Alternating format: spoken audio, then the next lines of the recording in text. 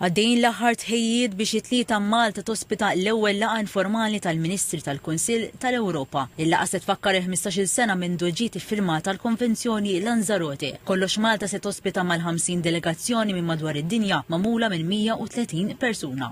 Mal-ġurnata tal-lum hawnhekk bħalissa fil-dar il-Mediterran għall-konferenzi hawn madwar ukoll 30 persuna li qegħdin jaħdmu fuq il-loġistika ta' dawn il-preparamenti sabiex għada Malta tkun tista' tospita dawn id-delegazzjonijiet barranin. Il-kelliem għall-Ministeru għall-Politiko Soċjali u d-Drittijiet tat-Tfal Claudia Kuxkieri spjegat li l-Ministeru għall-Politika Soċjali ilu jaħdem fuq din il-konferenza għal dawn l-aħħar 3 xhur. Din hija konvenzjoni li tħares lejn id-drittijiet tat-tfal u li tħarishom mill-esploitazzjoni sesswali u mill-abbuż. Id-Direttur Ġenerali għall-Ministeru Alexia Vella spjegat li din il-konvenzjoni tassigura li tingħata għajnuna u tipproteġi l-tfal.